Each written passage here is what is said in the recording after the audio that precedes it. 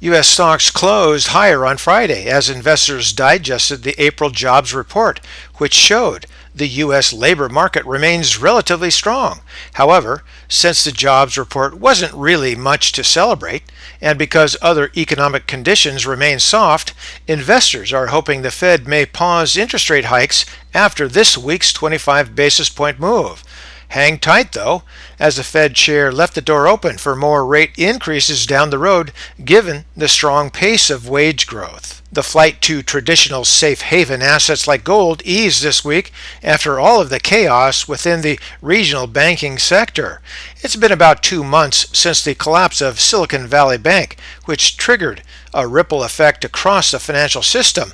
But we're not done yet, as some select regional banks seek strategic options such as potential sale or capital raise. Thus, as usual, the economic and stock outlook is murky. So, with a big coronation this weekend, and with all due respect to Charles, cash is still king.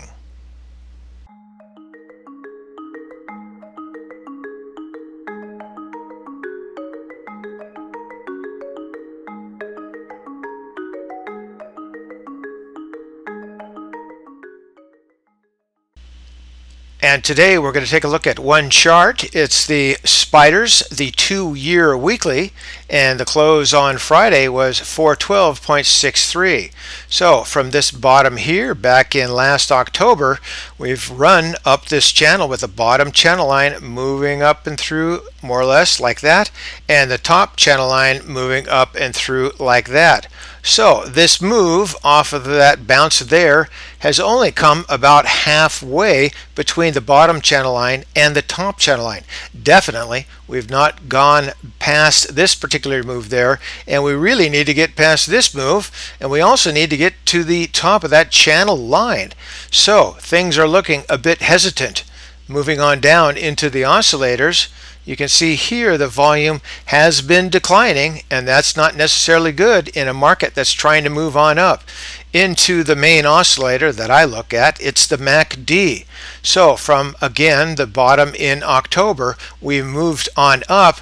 We've had 3 surges. This is the first, this is the second, and then this is the third.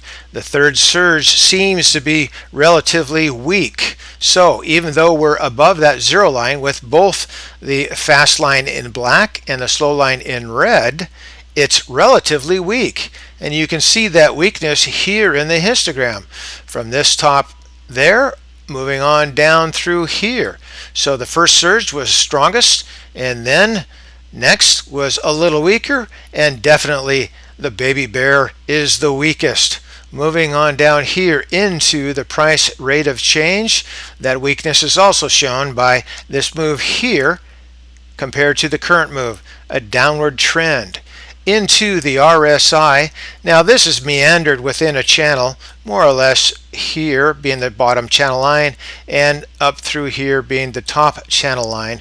We were hoping that this move would kick on up into that overbought territory above 80. It didn't. It looks like it's fish hooking and perhaps is going to turn down. Moving into the stochastics, you can see here that the fast line did make it into that overbought territory, but again, it's still relatively weak, and I think we're seeing the early stages of a rollover, that indicating the probability that the market is going to roll over. Now the Williams also from that bounce here was up relatively strongly, but it didn't bring anything with it. It didn't bring the market with it either. Moving here back to the stock market, you can see the weakness in those moves. This was the first move. The second move a little bit stronger, at least in the price chart, but this third move is very hesitant and relatively weak. So for me, I'm still on the sidelines because, in my humble opinion, cash is king. And for today, that's ChewDog Charts. Thank you.